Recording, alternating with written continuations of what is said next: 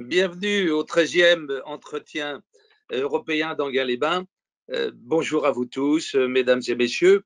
Je suis heureux d'avoir en principe Pascal Boniface à côté de moi, parce que dans notre tradition, lorsque nous nous retrouvons à Enghien, dans les grands salons de la Pergola, face au lac, et d'ailleurs je suis au désespoir, parce que le ciel est magnifique, le lac est magnifiquement éclairé, et vous auriez passé une journée presque de détente. Voilà, bienvenue à vous tous.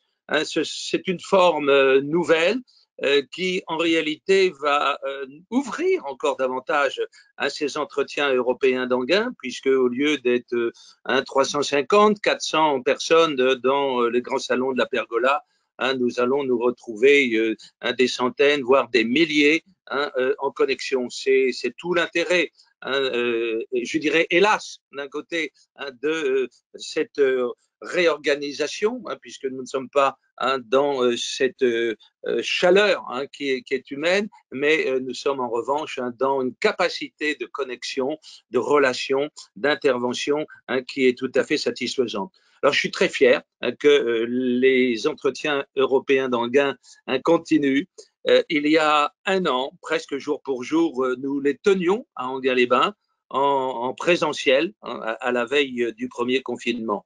Aujourd'hui, cette 13e édition est donc diffusée sur YouTube. C'est vraiment très heureux. Je sais aussi que dans l'émission Carrefour de l'Europe sur RFI, il y a une diffusion, ainsi que dans toute l'Europe, le site de référence des questions européennes. Ces entretiens européens sont pour nous un rendez-vous annuel. C'est un lien personnel avec mon université d'origine, là où j'ai connu Pascal, le directeur, fondateur de l'IRIS, très fier également d'appartenir toujours au conseil d'administration et donc de suivre les travaux de l'IRIS. Ce matin, vous avez 3 tables rondes. Ce matin, 2 tables rondes et une cet après-midi. Donc, l'Union européenne face aux défis chinois. Grande question. Et je remarque que la table ronde est composée particulièrement de journalistes, d'observateurs, d'analystes. Nous sommes là vraiment sur une observation de l'actualité et de l'anticipation. Et oui, la route de la soie, c'est aujourd'hui un déchargement sur l'Europe, mais peut-être que la question que je me pose, que vous vous posez, il y a défi face à la Chine, mais n'y a-t-il pas aussi le défi pour la Chine, ces défis qui ont été entamés il y a déjà longtemps sur la transition énergétique, où ils ont énormément progressé. Je peux l'observer quand je suis en mission sur ce pays. La question du vieillissement qui est en cours et ce qui me semble beaucoup plus difficile, cette rupture entre le monde rural et le monde urbain, et ces quelques 400 millions de ruraux qui restent aujourd'hui très décalés. Évidemment, nous sommes au lendemain de cette élection de Joe Biden, et on l'a appris avec bonheur, bien sûr, et on peut s'attendre à une diplomatie apaisée. Toutefois, il est vraisemblable que Joe Biden ne fera pas de cadeaux aux Européens, même s'il les considère avec un respect et une capacité d'alliance que nous respecterons. Et puis enfin, c'est la grande question de l'après-midi, la préparation de la COP26, c'est même pas demain, c'est cet après-midi, puisque c'est pour novembre prochain en principe que la conférence doit se tenir à Glasgow. Et là, évidemment, vous allez aborder une question qui reste peut-être, vous avez mis en route vers la COP26. J'espère que la coopération, elle, ne restera pas en route parce que c'est véritablement l'enjeu. C'est la mise en place d'une coopération et cette course à la neutralité carbone ne passera que par cette exigence et cette implication. Voilà tous les vœux que je peux vraiment formuler pour vous en vous souhaitant un très beau colloque, un très bon travail ce matin et cet après-midi. À vous. Merci Philippe. Oui, effectivement, je partage à la fois et je suis comme toi partagé par le plaisir de continuer. Ce sont la 13e édition des entretiens européens d'Anguien, donc c'est quand même quelque chose qui s'inscrit dans une tradition et tous les deux, nous sommes attachés au temps long et non pas au coup facile, etc., au one shot. Et donc, ces entretiens européens d'Anguien sont vraiment inscrits dans la continuité de la réflexion, des relations que l'on peut avoir avec l'Union européenne. Alors donc, heureux que malgré la pandémie, on puisse les tenir, effectivement, en permettant à des gens qui sont peut-être physiquement très éloignés d'Anguin ou de la région parisienne, ou même de la France, de pouvoir les suivre. Ça, c'est un progrès, mais malheureusement, surtout par cette belle journée ensoleillée, ne pas avoir le plaisir non seulement de profiter de cet endroit merveilleux qu'est la pergola et le lac d'Anguin, mais aussi d'avoir ce contact direct. Donc voilà, disons qu'il faut toujours lutter contre ce que l'on peut changer et ne pas lutter contre ce que ne peut pas changer. Donc, par rapport à la pandémie, on ne peut pas changer la pandémie, on n'a pas cherché à lutter. Ce qu'on a cherché à faire, c'est de tenir quand même néanmoins des événements malgré la pandémie. Et espérons que pour les 14e entretiens européens d'Anguien l'an prochain, on fera un mix des deux, présentiel et aussi à distance pour ceux qui ne peuvent pas nous suivre. Je voudrais remercier tous nos partenaires, bien sûr, la mairie d'Anguin, le Centre des Arts, l'Office de tourisme, évidemment, mais aussi l'association Climets, la revue Diplomatie, la radio IDFM, le site et la revue Toute l'Europe, RFI, et je vais passer tout à l'heure la parole à Daniel Desesquelles, qui est là aussi un partenaire de longue date, Paris 8, bien sûr, qui est mon université, et c'est Francis Hurst qui préside l'Institut d'études européennes qui représentera l'IE cette année, l'OPS, qui est un nouveau partenaire, et Odoxa, partenaire ancien. Et merci à Gail Siman qui va participer à la table ronde sur les États-Unis, qui nous a vraiment amené un sondage qui est tout à fait illustratif et intéressant par rapport à cela. Juste détail technique pour tout le monde. Après chaque table ronde, on va couper le lien. Et donc, entre deux tables rondes, vous devrez retrouver le même lien. C'est le même lien, ça ne change pas, mais entre la table ronde sur la Chine que Daniel va animer et la table ronde États-Unis que je vais animer, il faudra se rebrancher. De même, vous rebranchez dans l'après-midi. Là, comme toujours, on a essayé un peu de réfléchir aux défis actuels et effectivement, il y a le défi chinois et je pense que ce défi chinois, il est là pour les années qui viennent et que la rivalité entre les États-Unis et la Chine, et d'ailleurs ça a été rappelé par le Anthony Blinken récemment, sera le sujet stratégique des 10 ou 15 années qui viennent et donc l'Europe doit se positionner. Elle doit se positionner soit pour l'un ou pour l'autre, et si elle le fait, c'est bien sûr plutôt pour les États-Unis, mais aussi elle peut aussi choisir d'avoir son propre agenda et de définir sa position d'abord en fonction de ses propres intérêts et agendas et pas uniquement comme suiveuse et comme wagon qui serait raccroché à une locomotive.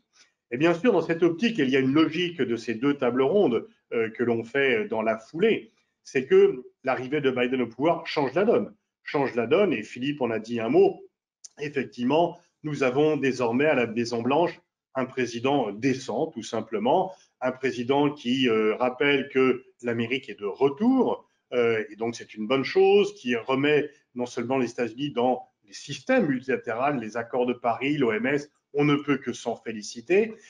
Quand il parle de leadership, là, il y a peut-être une petite lumière qui peut se faire, et le sondage montre très bien, est-ce que nous avons besoin d'un leader ou d'un partenaire?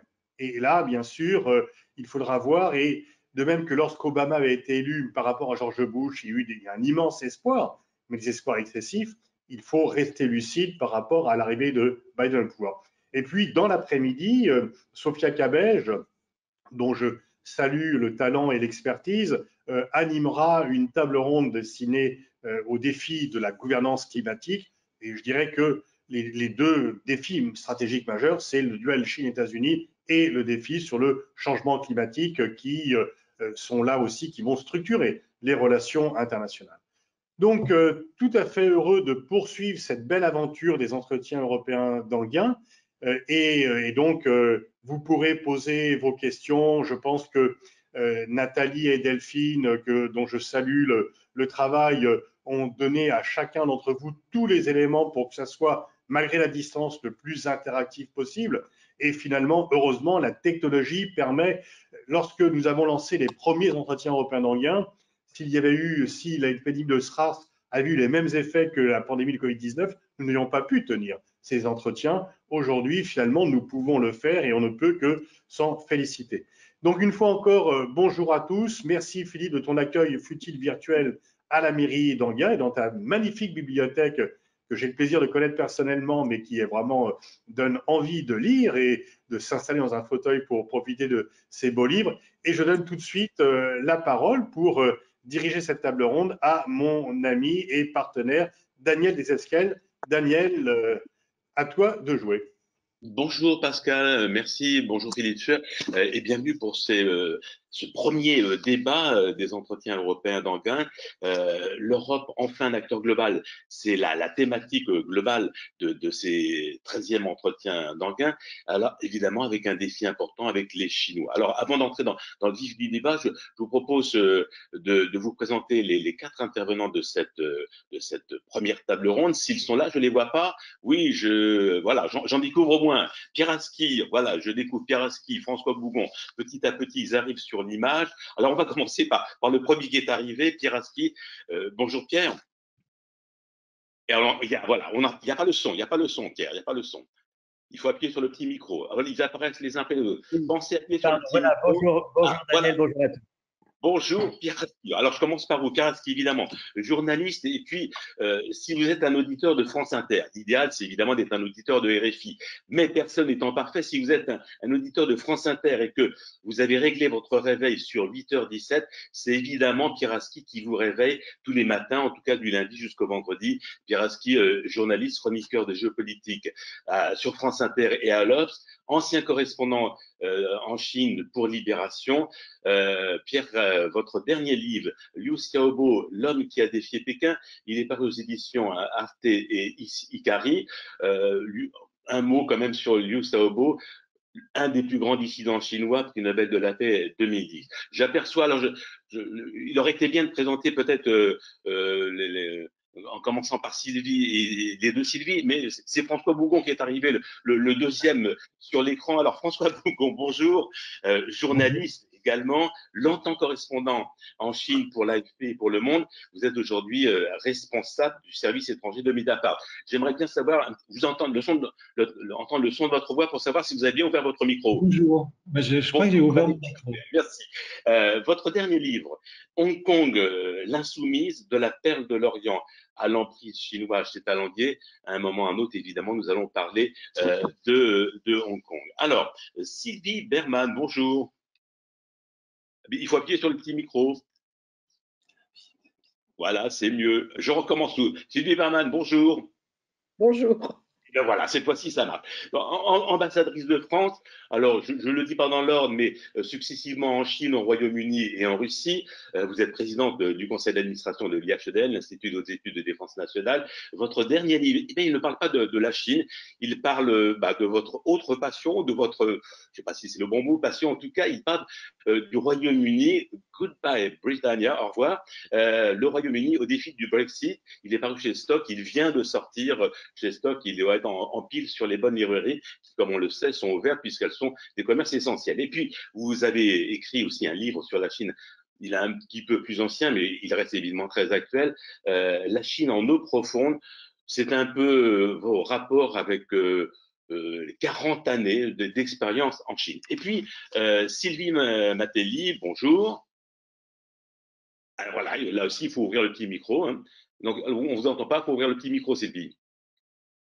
On ne vous entend pas. On ne vous entend pas. Sur l'écran, il y a un petit micro, oui, quelque part. C'est la technique qui avait oublié de me donner l'autorisation voilà. C'est de la censure en réalité. Bonjour à tous. Merci à l'équipe de l'IRIS de vous avoir autorisé à parler dans ce forum. Vous êtes la directrice adjointe de l'IRIS et économiste. Votre dernier livre ne parle pas de la Chine, mais de l'argent sale. À qui profite le crime? Il est paru chez Erol. Alors, évoquer la Chine à un défi chinois, c'est aussi poser cette question: quelle relation l'Union européenne, la plus grande entité démocratique, peut-elle établir avec la Chine, qui est la plus grande et la plus puissante dictature de la planète? On en a eu une forme, un écho le 30 décembre dernier, lorsque l'Union européenne a signé avec Pékin un accord de principe facilitant les investissements en échange d'engagements très peu contraignants. Il y a quelqu'un qui a un téléphone. sais pas qui. C'est voilà. C'est une bonne idée de le couper. C'est une bonne idée de le couper. Merci Pierre. Donc cet accord que l'Union européenne a signé un peu en catimini le 30 décembre dernier, qui devrait faciliter les investissements en échange d'engagements guère contraignants pour la Chine, de respecter les conventions internationales contre le travail forcé. On fait évidemment référence aux Ouïghours. Un accord immédiatement contesté, notamment par le Parlement européen, qui est évidemment un pied de nez. Pardon, mais je vois pas comment je peux couper le micro, pardon. Peut-être en le jetant par la fenêtre, je ne sais pas. Enfin, je suis désolé de ces interruptions. Bon, merci Pierre, en tout cas d'essayer de couper le micro, cette petite sonnerie de téléphone. Merci. Alors, cet accord immédiatement contesté par le Parlement européen a été aussi un pied de nez au président Joe Biden, le tout nouveau président élu que Pascal Boniface et Philippe Sueur évoquaient à l'instant. Était-il urgent de signer le 30 décembre, entre deux réveillons, cet accord de principe facilitant donc les investissements des uns et des autres sur leurs marchés respectifs, avec à la clé cet engagement peu contraignant pour la Chine à respecter les conventions internationales sur le travail forcé? Bien, vous nous le direz bien évidemment. Tout ça dans une année marquée par les mensonges de Pékin sur les origines du coronavirus, la féroce répression à Hong Kong, les tensions croissantes en mer de Chine, notamment à l'égard de Taïwan, et puis dernièrement les révélations terribles sur le travail forcé des Ouïghours dans la province du Xinjiang. Alors, avant de répondre à toutes ces questions et quelques autres, et puis celles que nous poserons la salle, peut-être une première question, comment la Chine voit le monde et comment la Chine voit l'Europe? Quand on est à Pékin, est-ce qu'on voit l'Europe comme une entité ou on voit plutôt certains pays que d'autres, et par exemple un peu plus l'Allemagne que la France ou l'Espagne ou l'Italie? Qui veut répondre à cette question? Peut-être Sylvie Berman? Oui, je pense que la Chine voit à la fois une Union européenne en tant que telle et effectivement des partenaires différents comme l'Allemagne pour des raisons économiques, la France pour des raisons symboliques aussi, puisque ça a été la première à reconnaître la République populaire de Chine, et puis parce qu'elle est membre permanent du Conseil de sécurité. Je crois qu'il est intéressant de comparer la vision que Pékin a avec celle de Moscou. Parce que pour Moscou, l'Union européenne et les États-Unis, c'est un bloc, c'est un Occident collectif. Et donc, ils nous font les mêmes reproches. Pour la Chine, c'est différent parce que ses ennemis dans le passé ont été soit les États-Unis, soit l'Union soviétique. Et donc, elle a toujours considéré que l'Europe pouvait être une alliance de revers. Donc pendant longtemps, elle s'est intéressée plutôt aux États membres. Depuis, il y a une prise de conscience de la puissance européenne, en tout cas sur le plan économique. Et aujourd'hui, d'ailleurs, l'Union européenne, la Chine est le premier partenaire de l'Union européenne sur le plan économique et inversement. Et aujourd'hui, où il y a une difficulté avec les Américains qui va perdurer, comme Pascal l'a dit, comme vous l'avez répété, je crois qu'elle va jouer aussi une carte européenne, ce qui n'empêche pas les divisions, on y reviendra, puisqu'il y a le 17+1, des relations séparées avec les pays d'Europe de l'Est, et j'imagine qu'on reviendra après sur ce fameux accord. Alors, François Bougon, qui dépend le plus de l'autre? Est-ce que la Chine dépend plus de l'Union européenne ou au contraire l'Union européenne dépend plus de la Chine? On a évidemment l'impression qu'il y a, quand on va dans un supermarché ou dans n'importe quel magasin, il y a beaucoup de produits chinois, donc on a l'impression qu'on dépend beaucoup des Chinois. Est-ce autant le cas? Est-ce que finalement la Chine dépend un peu ou pas du tout de l'Union européenne? Pas du tout, ce serait excessif, mais est-ce qu'il y a un équilibre ou pas? Moi, en fait, oui, je pense que ce sont deux partenaires très, très importants. Ce qu'il faut signaler, parce que vous parliez de l'accord qui a été conclu sur les investissements, en tout cas un accord de principe fin 2020. J'ai regardé les chiffres. En 2020, la Chine est devenue le premier partenaire commercial de l'Union européenne devant les États-Unis. Donc ça, c'est une première. C'est important de le signaler dans une période Covid où les Américains ont été détrônés de leur première place. Et par ailleurs, l'Union européenne est le deuxième partenaire commercial de la Chine. Donc, Après les États-Unis, cette fois-ci.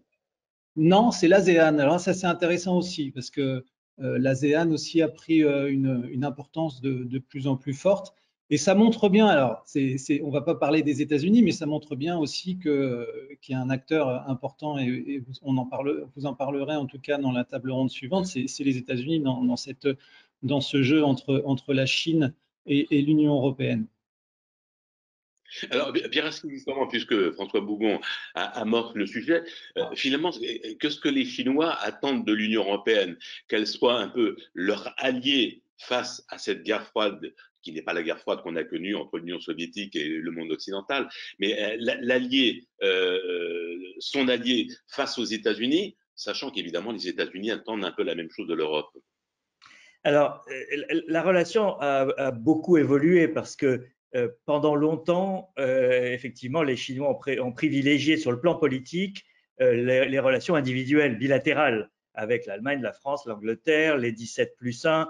Donc les 17+1, je rappelle, c'est tout un ensemble de pays à l'intérieur comme à l'extérieur de l'Union européenne, puisqu'il y a aussi les Balkans, par exemple, et dans l'Union européenne, essentiellement des pays d'Europe centrale et orientale, mais aussi la Grèce, et des pays avec lesquels ils avaient une relation privilégiée à l'intérieur de l'Union européenne. Donc, on avait cette Europe à la carte ou à la découpe, selon les points de vue, que privilégiait Pékin. Et depuis maintenant 2 ans à peu près, le tournant a été la visite de Xi Jinping à Paris je crois que c'était avril 2019, lorsque Emmanuel Macron a invité Angela Merkel et Jean-Claude Juncker, qui était à l'époque le président de la Commission, à participer aux entretiens, c'est-à-dire qu'on a tout d'un coup politisé au niveau européen la relation avec la Chine, qui était essentiellement sur le plan commercial. Et d'ailleurs, c'est intéressant de noter que jusqu'à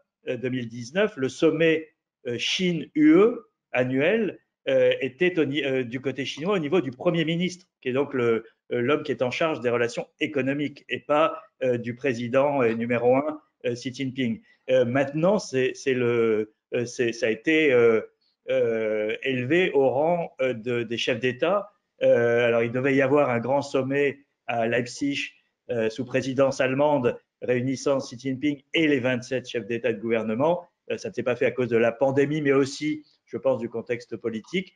Mais en tout cas, le niveau s'est élevé. L'attente des deux côtés a changé également. Je pense que là encore, en 2019, il y a un tournant qui est le document de la Commission qui définit la position de l'Europe vis-à-vis de la Chine, qui a beaucoup choqué les Chinois parce qu'on y emploie le mot de rivalité systémique. Donc ça a beaucoup vexé Pékin, mais en tout cas, ça montrait une attente européenne politique et non plus simplement de régulation des échanges commerciaux. Et du côté chinois, évidemment, il y a ce jeu à 3 avec les États-Unis, François en parlait il y a quelques instants, qui est ce balancier. Et on voit bien, notamment avec cet accord de décembre, que les Chinois ont voulu conclure pile à ce moment-là, c'est-à-dire qui était l'échéance qui avait été fixée, mais il se trouve qu'elle tombe pile dans l'interrègne entre Donald Trump et Joe Biden à la Maison-Blanche. Et là, on voit bien qu'il y a un jeu de balancier. Et c'est tout le défi qui est posé à l'Europe aujourd'hui. Pascal Boniface parlait tout à l'heure disait que l'Europe aurait à choisir entre les États-Unis et une bonne partie de l'enjeu européen de ne pas avoir à choisir, dans le sens où il y aurait une guerre froide entre deux camps, comme dans la guerre froide avec l'URSS, et où il faudrait choisir son camp camarade. Et là, on a une difficulté parce qu'on ne veut pas choisir. Et cet accord commercial cet accord sur les investissements en est le signe le plus clair. À mon avis, c'est une stratégie extrêmement ambiguë parce qu'on est à un moment très complexe dans les relations avec la Chine. Il y a tous ces enjeux qui ont été que vous avez décrits tout à l'heure, que ce soit les enjeux de droits de l'homme ou les enjeux de normes au niveau international que pousse la Chine. Et il va être très difficile d'être non aligné, entre guillemets, entre les États-Unis et la Chine. Alors, avant de donner la parole à Sylvie Matelli, je m'adresse aux participants de ces entretiens, où on est à peu près 200, qui peuvent déjà poser des questions. Alors, en temps normal, dans le monde d'avant, vous posiez les questions directement aux participants. Là, c'est moi qui serai un peu votre intermédiaire pour poser ces questions. Vous pouvez déjà les poser et dans une petite demi-heure environ, je les relayerai auprès de nos intervenants. Alors, Pierre Aski, Sylvie Matelli évoquait à l'instant cet accord signé entre deux réveillons, donc le 30 décembre, je dirais presque en catimini, peut-être que le mot est un peu excessif, mais en catimini, c'est-à-dire qu'effectivement, l'Allemagne assurait la présidence tournante de l'Union européenne au deuxième semestre 2020, et la relation signer un accord avec la Chine était une priorité de la présidence allemande. Alors, il y a plein d'explications. La première étant que le premier partenaire commercial européen de la Chine, c'est l'Allemagne, et de très loin. Alors, est-ce que c'était une bonne idée de signer cet accord entre deux régions le 30 décembre? Beaucoup de gens n'ont pas fait trop attention à cet accord, et il est pourtant très important. Je pense que François Bougon et Sylvie Berman le confirmeront. Alors, il faut dire que quand on est un Européen, c'est pas très facile d'investir en Chine. D'abord, il faut un partenaire sur place. Ensuite, il y a plein de petites difficultés qui peuvent se heurter avec vous. Il faut souvent assurer et garantir un transfert de technologie. C'est ce qu'a fait par exemple Airbus en ouvrant une usine en Chine qui fabrique notamment la gamme A320. Et puis bien des difficultés au quotidien que les uns et les autres qui avaient vécu en Chine pourraient sûrement relater. Alors, est-ce que c'était effectivement une bonne idée, Sylvie Matelli, de signer cet accord, qui n'est pas un accord commercial, mais un accord sur une réciprocité dans les investissements? Est-ce que c'était une très bonne idée? Oui, alors c'est bien de rappeler déjà que ça n'est pas un accord commercial, ça n'est pas un accord de libre-échange. On a souvent vu ce terme dans la presse et dans les médias. Un accord de libre-échange, c'est totalement différent. Ça porte sur les échanges de biens et de services, alors que dans un accord sur les investissements, on est véritablement on est vraiment sur l'investissement qui va être réalisé soit en Chine, soit en Europe. Donc ça, c'est quelque chose de fondamental, parce que je crois qu'il serait totalement suicidaire pour la Commission européenne et pour l'Union européenne d'essayer d'aller négocier un accord de libre-échange avec la Chine pour au moins deux raisons. La première raison, c'est que la Chine étant ce qu'elle est et la puissance commerciale qu'elle est, il est très évident que les Européens auraient bien plus à perdre et les Chinois beaucoup à gagner dans un tel accord, et que de ce fait, de toute façon, nous n'avons aucun intérêt à ce type de négociation. Le deuxième élément, c'est également l'élément Parlement européen. Les opinions publiques européennes sont aujourd'hui relativement prudentes, pour ne pas dire hostiles, aux accords commerciaux. Il est bien évident qu'un tel accord avec la Chine ne passerait jamais la barrière de la société civile, et encore moins du coup le vote du Parlement. Donc ça, c'est un élément important. Pour parler de cet accord sur l'investissement, je crois qu'il faut remonter quelques jours avant la prise de présidence de l'Allemagne. C'est au mois de juin, une réunion qui est organisée entre les Européens et les Chinois, où à l'issue de cette réunion, les Européens enterrent quasiment cet accord sur l'investissement en disant c'est trop tôt, on ne peut pas signer, on n'est pas prêt. Pourquoi? Parce que les Européens ont imposé dans cet accord sur l'investissement d'abord des mesures de réciprocité, de plus grande réciprocité, traiter nos investisseurs quand ils investissent en Chine de la même manière que nous traitons vos investisseurs quand ils investissent en Europe, qu'on ait les mêmes droits et le même accès à votre marché que nous vous laissons l'accès à notre marché. Et puis le deuxième élément, vous l'avez rappelé, c'est la question des droits de l'homme et la question du travail forcé. Et là-dessus, les Chinois sont quand même assez surpris que les Européens s'imposent de la sorte et imposent de la sorte ces conditions dans un tel accord, et donc assez réticents à signer. En fait, qu'est-ce qui s'est passé au moment de la présidence allemande? C'est que les Chinois ont compris assez rapidement que Donald Trump ne serait pas réélu, et quand il s'est avéré que Donald Trump ne serait pas réélu, ils se sont rendus compte que la parenthèse qui s'était ouverte d'une Europe géopolitique, d'une Europe qui s'affirmait, y compris face aux États-Unis, et qui souhaitait redéfinir une relation transatlantique, risquait de se refermer très rapidement, avec un président qui allait rassurer les Européens, qui allait renouer avec les Européens, et que par contre, côté États-Unis, l'attitude face à la Chine, alors les manières risquaient de changer. On serait peut-être beaucoup plus diplomate et beaucoup plus poli dans le cas de Biden qu'on ne l'avait été dans le cas du président Trump. Mais en tout cas, la vision de la Chine ne changerait pas et les Américains continueraient à défendre leur leadership quoi qu'il en coûte.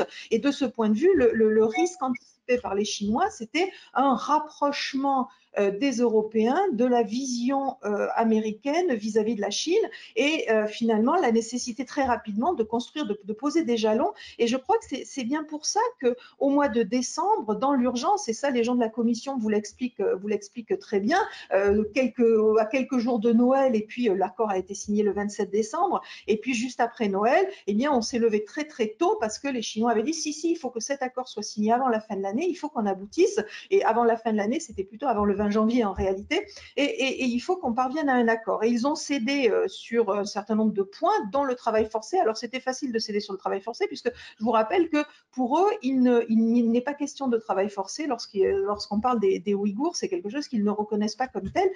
Donc bien évidemment, ils n'ont pas fait le lien avec, ou ils ne souhaitent pas faire le lien avec ce dossier. Bon, ça c'est un autre sujet, on en reparlera. Ce qui est très intéressant, je reviendrai peut-être sur ce que disait Pierre tout à l'heure sur cette montée en puissance de l'Europe dans son échange avec la Chine.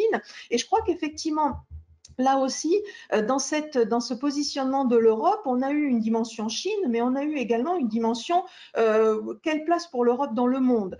Et ça fait suite, ça a souvent été répété, ça fait suite à ce choc de 2016 où les citoyens britanniques votent le Brexit et puis les citoyens américains votent pour le président Donald Trump. Et là, les Européens ne comprennent plus ce monde dans lequel ils vivent. Et quand ils regardent… Oui. Je vous coupe parce qu'on va évidemment revenir un peu quelle peut être la place de l'Europe dans ce monde qui lui est quand même relativement hostile. Je voudrais, puisqu'on a quand même longuement parlé de cet accord du 30 décembre, avoir un peu la réaction de Sylvie Berman. Alors, cet accord, il est passé un petit peu inaperçu en Europe. Ça n'a pas été le cas en Chine où il a été salué. Ça a été, je pense, une victoire politique pour le président Xi Jinping. Et ce qui est intéressant peut-être de noter, en tout cas, vous allez nous le dire, c'est que l'agence de presse Chine Nouvelle a évidemment salué cet accord, qui est évidemment une reconnaissance pour la Chine, mais a laissé en silence les demandes européennes concernant la lutte contre le travail forcé, ce qui est déjà une petite indication de ce qui va probablement se passer. Oui, absolument. Pour la Chine, c'était une victoire diplomatique parce qu'elle craignait cette alliance entre les États-Unis et l'Union européenne, alliance d'ailleurs qui était demandée puisque l'équipe de Biden était très insistante en disant attendez qu'on arrive pour signer cet accord. Alors simplement, la genèse de l'accord, c'est quand même des rapports qui ont été faits chaque année par la Chambre de commerce de l'Union européenne à Pékin, qui était très précis justement sur les manquements à une concurrence équitable avec les Chinois. Et d'ailleurs, ce qui est intéressant aussi, c'est qu'il y avait des échanges avec la Chambre de commerce américaine qui étaient sur la même ligne. C'est-à-dire que les demandes qui étaient faites, c'était exactement les mêmes. Et en fait, pendant 7 ans, les Chinois s'y refusaient absolument. Et c'est les Européens qui étaient demandeurs. C'est-à-dire que maintenant, dans le contexte actuel, on considère que c'est une victoire de la Chine. C'est vrai par rapport aux États-Unis, mais c'est quand même aussi une victoire des Européens. Alors, victoire partielle, bien sûr, parce que l'accord est loin d'être parfait, mais cela dit, il y a effectivement la fin des transferts de technologies obligatoires, la fin de l'exigence de co-entreprise, plus de transparence sur les aides d'État et puis l'accès au marché qui était complètement fermé dans le domaine des télécommunications, en particulier une ouverture sur les voitures électriques, sur la santé. Nous n'avons évidemment pas tout ce que nous voulions. Cela dit, il y a encore 2 ans de discussion, en particulier sur la protection sur la protection des investissements et sur un mécanisme de contrôle. La raison pour laquelle le président Macron était là avec Angela Merkel, c'est que ça va se conclure sous présidence française. Mais je pense que le risque est de complètement politiser l'accord et de vouloir mettre effectivement tout ce que nous souhaitons sur les droits de l'homme. Alors ça, c'est l'objet d'un accord de libre-échange, pas d'un accord sur les investissements. Et je pense... Mais les Chinois étaient demandeurs d'un accord sur le libre-échange et depuis des années. Évidemment, ils ont beaucoup de choses à nous vendre. Oui, mais depuis des années, l'Union européenne dit concluons d'abord l'accord sur les investissements.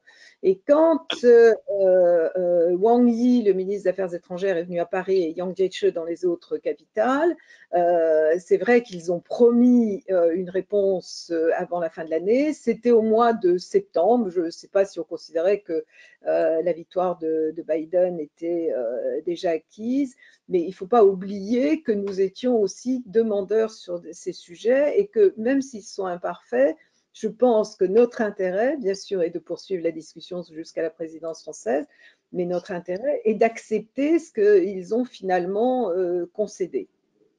Alors, merci Sylvie Berlin. On entend dans vos propos les propos d'une diplomate. Alors, je m'adresse à un journaliste qui peut être parfois plus cash. Et moi, je vais vous poser une question assez cash, François Bougon. En gros, est-ce qu'on a sacrifié les Ouïghours au profit de Mercedes, BMW et Volkswagen? Je formulerai pas la réponse de cette manière. En fait, je pense que ce que dit Sylvie Berman, il y a un aspect important. C'est-à-dire que, en fait, c'est vrai que c'est ce texte, alors, qui n'est pas encore adopté, hein, qui va faire l'objet de discussions et qui va passer devant le Conseil et puis devant le Parlement européen. Ce texte, ça fait 7 ans qu'il est négocié. Il y a eu 35 sessions. Donc, en fait, il y a quand même une volonté des deux côtés de parvenir à une entente. La difficulté, c'est un texte extrêmement technique. Mais en fait, il intervient à un moment politique un peu, il intervient au plus mauvais moment politique. C'est-à-dire, ça souligne aussi la difficulté pour l'Union européenne de mener cette politique que Pierre évoquait tout à l'heure, qui part de ce document de 2019, qui définit la Chine à la fois comme un partenaire, un concurrent et un rival systémique. Alors, rival systémique sur le plan des valeurs politiques, et en particulier des valeurs constitutives du traité européen, c'est-à-dire les droits de l'homme, la démocratie et l'état de droit. Et donc, en fait, on voit bien que c'est pour les États-Unis aujourd'hui, c'est beaucoup plus simple, je dirais, entre guillemets. C'est-à-dire qu'ils ont défini la Chine comme un rival. Et donc, toute la politique américaine tourne autour de ça. Nous, quand je dis nous, je dis l'Union européenne, on est à la fois sur une politique où on doit mettre en œuvre ces 3 piliers. Et ces 3 piliers, c'est compliqué. C'est-à-dire qu'à partir du moment où vous définissez un partenariat, est-ce que ce partenariat va avoir un impact sur la rivalité systémique, par exemple, donc sur les droits de l'homme? Alors, on va dire, sur ce point-là, vous sacrifiez les droits de l'homme, mais c'est juste que la politique telle qu'elle est définie est extrêmement compliquée à mettre en œuvre, en fait, je pense. Et sur cet accord, il faut quand même souligner que c'est sous présidence allemande. C'est-à-dire qu'il y avait une volonté allemande de parvenir à cet accord, mais dans un cadre beaucoup plus large d'une politique chinoise nouvelle, en fait, d'une certaine manière. Ce qui s'est passé, c'est que le Brexit aussi, alors c'est peut-être Sylvie pourra nous en parler, mais le Brexit aussi a chamboulé les plans. C'est-à-dire que tous les efforts ont été concentrés sur cette question du Brexit, et donc toute la capacité des Allemands à essayer de définir une nouvelle politique européenne avec des contacts bilatéraux avec ses partenaires ont été mis à bas. Donc aujourd'hui, on aboutit juste à ce texte-là, et donc on arrive à quelque chose qui est de toute façon critiqué par ceux qui voudraient une politique plus sur les valeurs. Et donc, forcément, c'est une politique insatisfaisante d'un point de vue plus général. Et c'est vrai que le cadeau, c'est un cadeau évidemment pour les Chinois, puisque toutes les concessions ont été faites du côté chinois, puisque les Européens, sur la plupart des secteurs, sont très, très ouverts, en fait. Donc, c'est évident que c'est un cadeau politique qui intervient à un très mauvais moment. Alors, il y a déjà des questions dans la salle virtuelle, comme le reste. Et peut-être que Pierre Aski est interpellé. J'ai senti qu'il voulait parler. Il a levé la main. J'ai senti qu'il voulait intervenir. Il y a une question auquel il va pouvoir répondre. Il faut appuyer sur le petit micro, Pierre.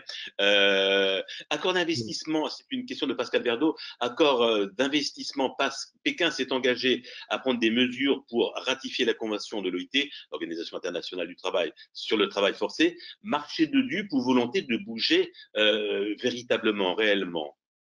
Oh bah, la réponse est très simple, hein, c'est marché de dupes de toute évidence. Et c'est là que je voulais prolonger, je ne sais pas si vous m'entendez, oui.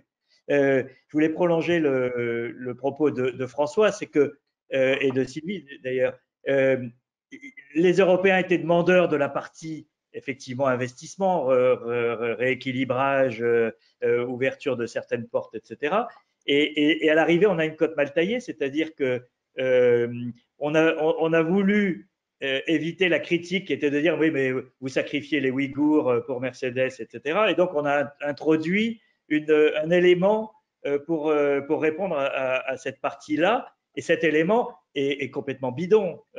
Soyons clairs, si on avait voulu peser sur cette situation, on aurait conditionné la signature de cet accord à la ratification des clauses de l'OIT sur le travail forcé par la Chine.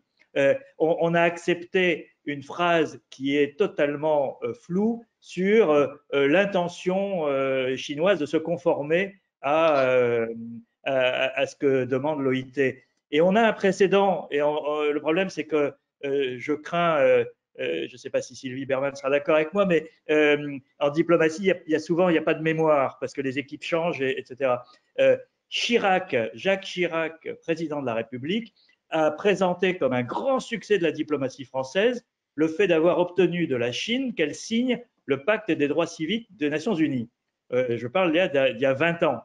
Et donc, c'était une grande avancée qui justifiait aux yeux de Jacques Chirac d'ailleurs de lever l'embargo sur les livraisons d'armes, les ventes d'armes à la Chine. Embargo qui n'a jamais été levé puisqu'il faut l'unanimité des 27 ou 28 pour le faire et qu'on n'a jamais réussi à l'obtenir. Mais ce qu'on ne dit pas, c'est que la Chine n'a jamais ratifié ce pacte. Jamais. Elle l'a signé, elle ne l'a jamais ratifié. Donc il est encore caduc 20 ans après. Et là, on accepte dans un traité sur les investissements cette phrase qui dit que la Chine va essayer de se conformer à l'esprit en gros de l'OIT.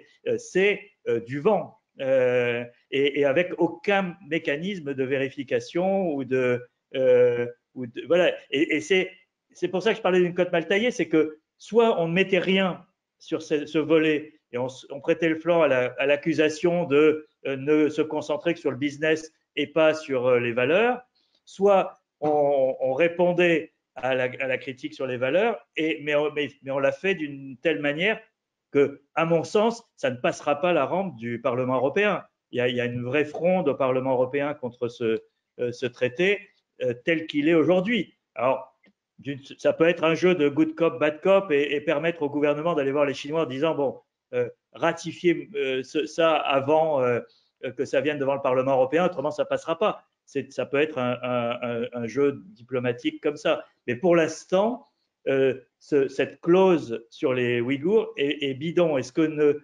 ne perçoivent pas les Chinois, je pense, ou en tout cas ils le perçoivent négativement, c'est à quel point la cause des Ouïghours est devenue un enjeu important dans le monde occidental, aux États-Unis ou en Europe aujourd'hui. Et moi, je suis frappé par le fait que dans les lycées, dans les cours de récré, c'est la cause numéro 1 aujourd'hui. C'est la cause d'une génération qui s'engage sur la cause des Ouïghours. Et c'est assez frappant. Et je pense que c'est un facteur dont les politiques sont de plus en plus sur lequel les politiques sont de plus en plus sensibles et qui va peser sur la suite de ce traité. Alors, il y a une question virtuelle de la salle d'Edgar Perronnet que je vais vous lire. Je pense que c'est plutôt une question pour Sylvie Berman. Pieraski, encore lui, évoquait dans une chronique sur France Inter cette semaine un durcissement opéré par Xi Jinping sur le plan intérieur, notamment concernant Hong Kong et les Ouïghours. Selon les intervenants, c'est-à-dire vous quatre, l'Union européenne sera-t-elle susceptible de la redéfinir progressivement, ses relations, de redéfinir progressivement ses relations avec la Chine en fonction de l'évolution de la situation intérieure en Chine? C'est une façon de poser, Sylvie Berman, la question du rapport de force entre la Chine et l'Union européenne. Bien sûr qu'il y a eu un durcissement de la Chine de manière générale, hein, la situation intérieure, hyper-nationalisme aussi, soutenu d'ailleurs par l'ensemble de la population. Bon, durcissement évidemment avec maltraitance des Ouïghours, contrôle renforcé de Hong Kong. Maintenant, que va-t-on faire par rapport à ça? D'ici à la fin de la décennie, la Chine sera la première puissance mondiale. On a d'autres intérêts avec la Chine, y compris ses intérêts économiques. Alors je comprends que dans les lycées ou pour les opinions publiques, on en fait une cause nationale et qu'on considérerait normal de sacrifier en fait aux Ouïghours les relations commerciales. Il faut quand même savoir que nos entreprises sont très présentes à cause du marché chinois, qu'elles considèrent que pour être premières dans le monde, elles doivent être premières en Chine. Donc, effectivement, c'est aujourd'hui un rapport de force, c'est-à-dire qu'il était plus facile autrefois de marquer des exigences et d'avoir en fait pas grand-chose, même à l'époque. Pierre Aski a raison de rappeler l'épisode de la non-ratification du pacte civil et politique. D'ailleurs, on leur rappelait chaque année, et chaque année, ils nous ont dit on y travaille. Donc là, effectivement, ça va être la même chose sur la question de la ratification des textes de l'OIT. Mais je crois que ce qui est intéressant dans l'approche européenne, justement, c'est d'avoir défini la Chine comme un concurrent économique et comme un partenaire stratégique. Maintenant, reste la question, effectivement, du rival systémique qui reste à définir. C'est clair qu'on n'a pas les mêmes régimes et que les Chinois ne nous changeront pas, mais je crains qu'on ne change pas les Chinois non plus. Et on ne va pas changer leur régime, d'autant plus que leur constat dans les démocraties actuelles, c'est qu'elles sont quand même en crise. Bon, il y a eu le Brexit, il y a eu Trump, mais il n'y a pas que ça.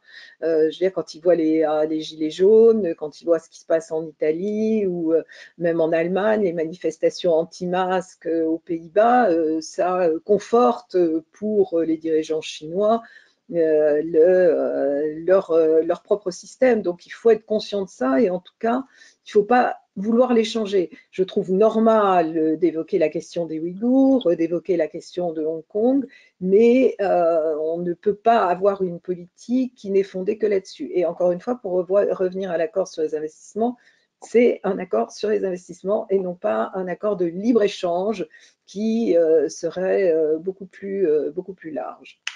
Alors, c'est la réelle politique, hein, je suis désolée, beaucoup ne sont pas d'accord, mais je voudrais d'ailleurs ajouter autre chose qui est très intéressant, c'est que il y a eu un sommet de l'OCI, ou en tout cas une réunion de l'OCI très récemment, et qu'il y a eu des démarches des Occidentaux pour qu'il y ait une condamnation de la politique de la Chine au Xinjiang.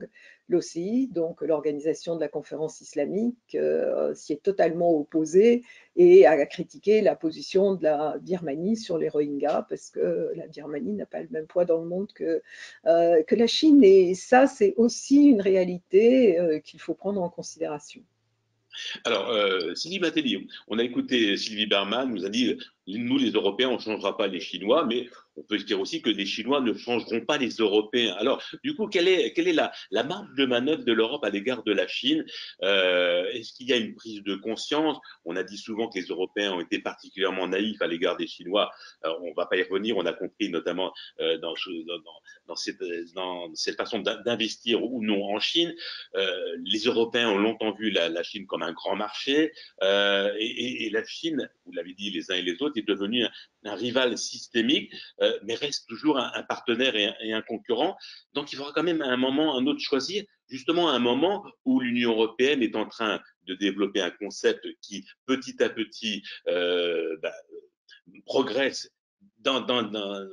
chez les Européens, chez les dirigeants européens et petit à petit aussi chez tous les Européens, qui est cette notion d'autonomie stratégique. En France, on aime bien dire Europe puissance, et évidemment, ça fait peur toujours aux Allemands, par exemple, mais pas uniquement. Alors, quelle est la marge de manœuvre de l'Europe à l'égard de la Chine? Micro, Sylvie, micro. Est-ce que vous m'entendez? C'est bon. Alors, je disais oui, vous posiez la question tout à l'heure, Daniel, et je vais répondre en répondant aussi à cette question. Qu'est-ce que les Chinois viennent chercher en Europe? Quels sont les intérêts chinois en Europe? Et je crois que ça répond en grande partie à cette question des marges de manœuvre et de la possibilité dont l'Europe peut peser face à la Chine. Il y a au moins deux choses qui intéressent les Chinois et la Chine en Europe. La première des choses, c'est le marché, et on l'a rappelé au tout début de nos entretiens, c'est devenu son premier marché export. Donc ça, c'est quelque chose d'extrêmement important. En tout cas, la Chine est devenue le premier partenaire commercial de l'Europe. Et le deuxième élément, c'est aussi, et c'est ce qui a poussé, on en revient toujours aux investissements, c'est aussi les technologies, ce modèle économique qui pourrait être le modèle américain, qui est le modèle européen. Et je pense que les Chinois sont peut-être plus près du modèle européen, du modèle économique européen que d'un modèle économique américain sur les valeurs, sur l'histoire, sur la culture, sur tous ces aspects-là. C'est quelque peu caricatural ce que je dis, mais c'est un élément que l'on retrouve. Et donc, les Chinois, on les a vus massivement investir en Europe à partir de 2012.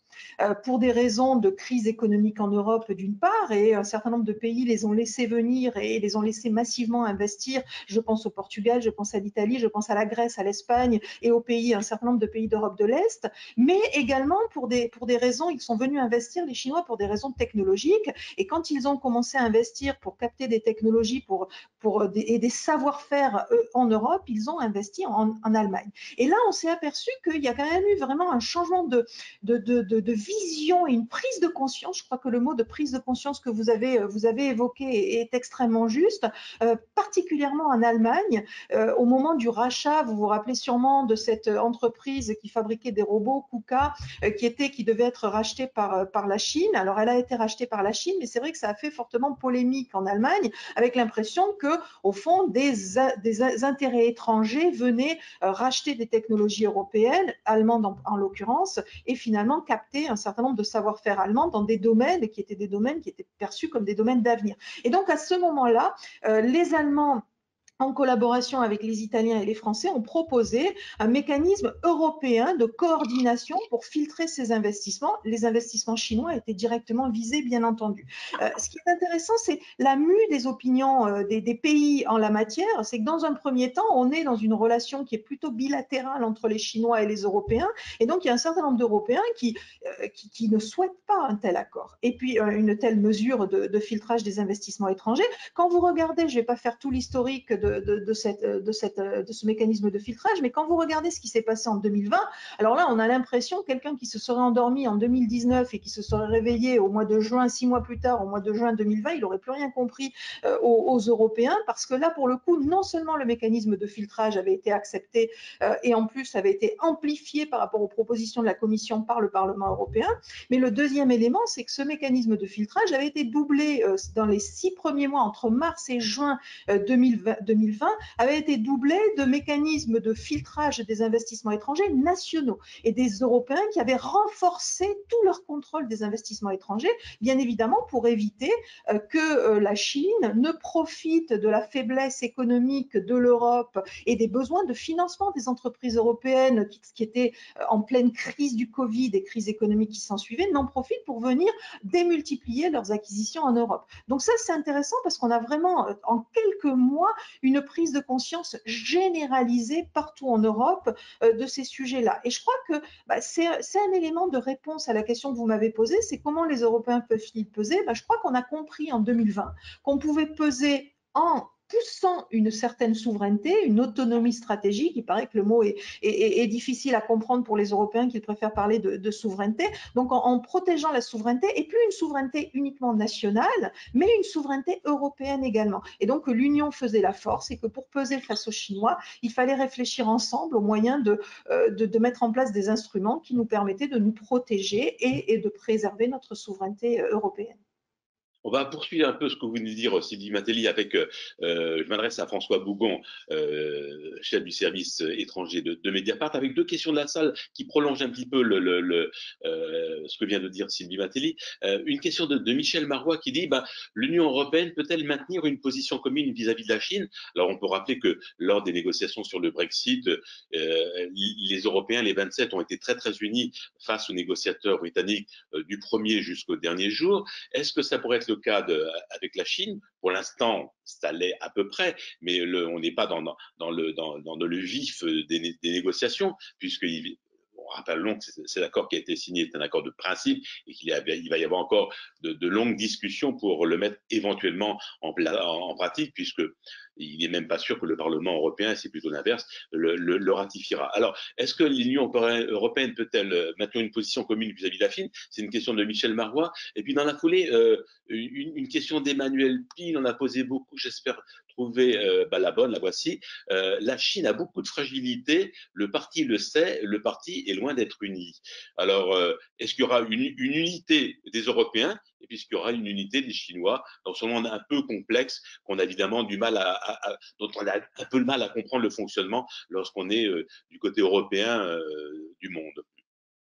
François Alors, sur la question de l'Union européenne, moi, en fait, plus je vieillis et plus je participe à des débats, et c'est toujours la même question, c'est est-ce qu'on peut avoir une politique européenne unique vis-à-vis de la Chine, et plus je vieillis, plus je pense qu'on n'en aura jamais, en fait. Ça fait partie de la division. Plutôt pour la vision, le verre à moitié vide qu'à moitié plein. Non, mais c'est-à-dire que ça fait partie de la diversité européenne. C'est-à-dire que l'Europe, elle est fondée sur le consensus, elle est fondée sur les débats, elle est fondée sur les rapports antagoniques, etc. Et donc, on n'aura jamais une politique chinoise unique. Et pourquoi On a bien eu une politique unique des Européens face aux Britanniques avec des intérêts qui étaient pourtant très divergents. L'Europe évolue aussi, François Bougon. Oui, mais alors, c'est compliqué de comparer la Grande-Bretagne et la Chine déjà. Et vous avez une politique chinoise qui a consisté pendant des années aussi à mener une politique bilatérale. Le contexte plus général, je prolongerai ce que disait Sylvie Martelly, c'est que le contexte plus général, c'est une politique de fermeté croissante quand même des Européens en fait. C'est la fin des illusions, c'est la fin d'un cycle qui a commencé à la fin des années 70 avec la croyance, et notamment des élites politiques et économiques, sur le fait d'intégrer la Chine dans le système capitaliste international allait lui permettre de se développer économiquement, de développer une classe moyenne qui allait réclamer de la démocratie. Ce n'est pas du tout ce qui s'est passé. Donc aujourd'hui, c'est compliqué de définir exactement quelle est la politique qu'on pourrait avoir, puisqu'on est typiquement dans une période à la fois de redéfinition et de questionnement. Mais cette politique de redéfinition et de questionnement, elle renvoie aussi à ce que nous sommes, nous, Européens. C'est-à-dire qu'on ne peut pas faire abstraction, par exemple, de la crise que vit aujourd'hui l'Union européenne. On ne peut pas faire abstraction de la crise du Brexit. Tout ça a un impact sur la manière dont on envisage notre relation avec la Chine. François Bougon, certains disent que la crise du Brexit a au contraire renforcé l'Union européenne. Oui, mais ce que je veux dire par là, c'est que nous sommes typiquement dans une phase de redéfinition. La politique chinoise, ce qu'on appelle la politique chinoise européenne, elle est l'objet actuellement d'une redéfinition. Elle est l'objet de questionnement. La question des valeurs, quelle place doit-elle occuper? La question économique, est-ce qu'on va redéfinir notre relation économique avec la Chine? Est-ce qu'on va découpler un peu comme les Américains? La question des chaînes de production, tout ça est aujourd'hui l'enjeu de débat. Et donc, c'est compliqué, c'est ce que j'essaye de faire comprendre, c'est que c'est compliqué aujourd'hui de venir et de dire, ben voilà, la politique européenne vis-à-vis de la Chine, elle devrait être ça. En fait, c'est extrêmement complexe. Et en plus, je voudrais juste ajouter quelque chose et je terminerai là-dessus, c'est que vous avez aussi toute une architecture institutionnelle européenne entre la Commission, le Conseil et le Parlement européen. Vous n'avez pas du tout les mêmes visions entre le secteur industriel allemand, le secteur industriel français et les pays des Balkans, par exemple. Vous n'avez pas du tout les mêmes visions. Donc, cette politique chinoise européenne, elle est marquée aussi par la diversité. Et sur votre question sur l'État parti chinois, bien sûr, la Chine, elle a beaucoup de fragilité, ça c'est évident. Mais ce qu'elle a de plus, je dirais, par rapport à nous, c'est une force beaucoup plus grande dans son récit national, en fait, je dirais. C'est-à-dire cette capacité de l'État parti aujourd'hui à donner un sentiment de confiance au peuple chinois, entre guillemets. Alors, je vais être un peu général parce que ça ne s'applique pas forcément aux Ouïghours, aux Tibétains et aux Hongkongais. Mais le peuple Han aujourd'hui est habité par une grande confiance en lui, dans le projet que mène Xi Jinping. Aujourd'hui, en Union européenne, on n'a pas la même confiance. On est dans un autre cycle de redéfinition et de questionnement. On n'est pas du tout dans les mêmes cycles, je dirais. J'ai envie de vous entendre, Pierre Aski, un peu sur ces mêmes thèmes. Est-ce que l'Europe sera unie face aux Chinois? Et puis, est-ce que les fragilités de la Chine sont à terme de grandes vulnérabilités? Alors, je pense qu'il y a un élément dont on n'a pas parlé sur ce sujet, c'est évidemment la position des États-Unis. C'est-à-dire que si demain les États-Unis continuent sur la voie qui a été lancée par Trump et que reprend aujourd'hui Biden, qui est celle d'un durcissement de la rivalité avec la Chine, elle ne nous laissera pas beaucoup de marge de manœuvre pour définir notre propre politique chinoise. Et moi, je suis frappé par le ton du débat sur la Chine aux États-Unis, qui est quand même non seulement très dur et assez consensuel des deux côtés de l'échiquier politique, mais aussi très ignorant des réalités chinoises, il faut bien le dire.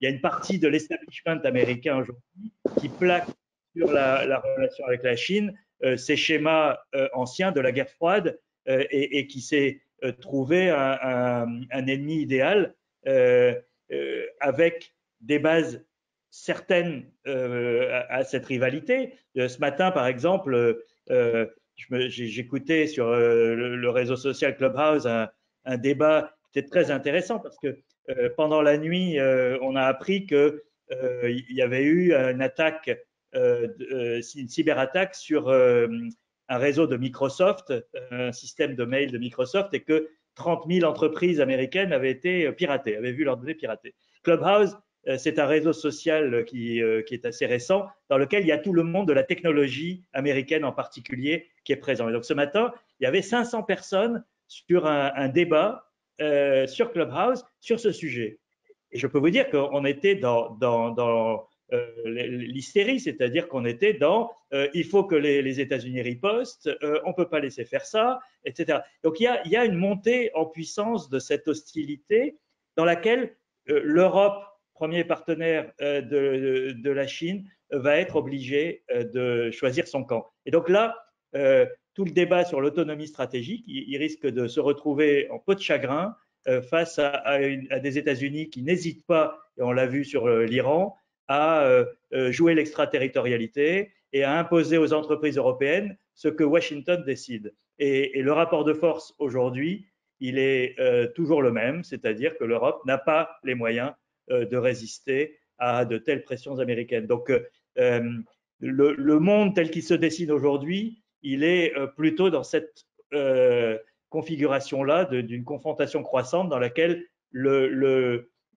la vision d'équilibre que peut espérer préserver l'Europe ne pèsera sans doute pas lourd. Sur le deuxième point, je pense que je suis entièrement d'accord avec ce qu'a dit François sur le moment chinois où effectivement il y a une vision dans la population majoritaire de la Chine du fait que l'horreur est arrivée. C'est ça que dit Xi Jinping. C'est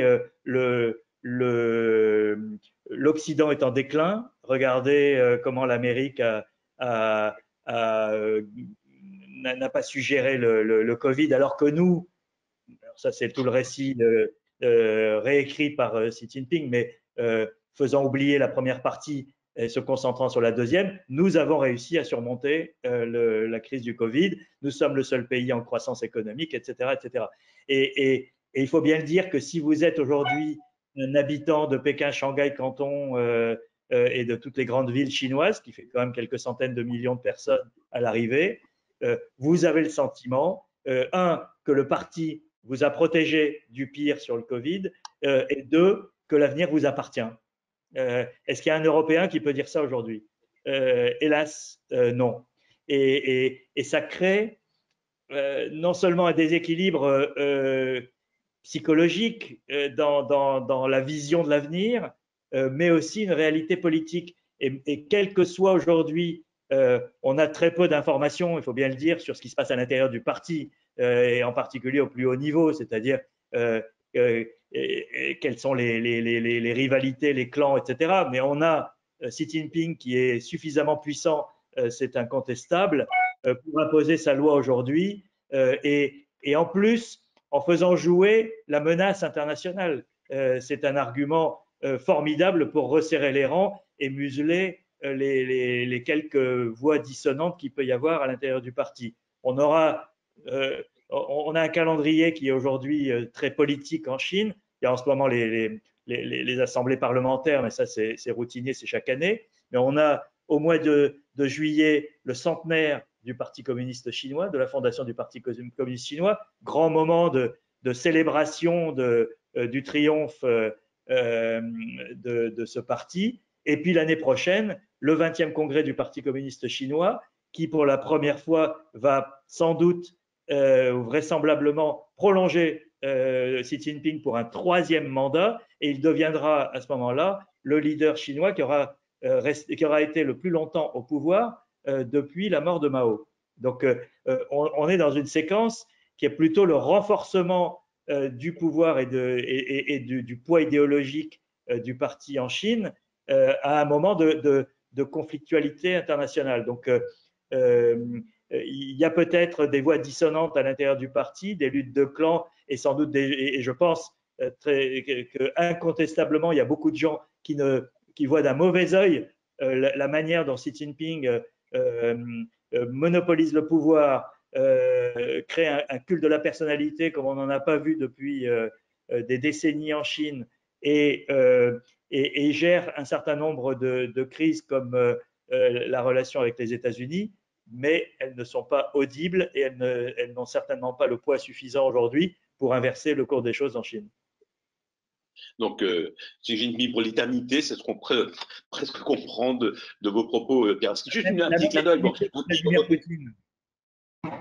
un petit clin d'œil, il y a quand même un pays européen il y a un peuple européen qui peut s'estimer satisfait par la gestion du Covid, c'est la Finlande, où tout s'est plutôt bien passé, mais la Finlande, c'est 5 millions d'habitants sur 450 millions d'Européens au sein de l'Union européenne. Alors, petit clin d'œil, hein, voilà. Question pour Sylvie Berman de la salle virtuelle, elle est tout à fait pour vous, Sylvie Berman, vous allez comprendre tout de suite pourquoi. En tant qu'ancienne ambassadrice de France à Moscou, dans le duopole US-Chine, c'est une question de Pierre Andrieux. Dans le duopole US-Chine, quel doit être le positionnement de la Russie? Ce pays a-t-il intérêt à accentuer son alliance avec la Chine ou bien essayer d'engager un véritable dialogue avec l'Union européenne au-delà des divergences qui les divisent? Évidemment, on peut faire un colloque là-dessus et une table ronde supplémentaire. Bon, je vais répondre à la question, mais d'abord un mot sur la politique unique vis-à-vis de la Chine. D'abord, il n'y a pas de politique étrangère unique, il y a une politique étrangère commune qui montre effectivement qu'il n'y a pas d'unanimité entre les États membres.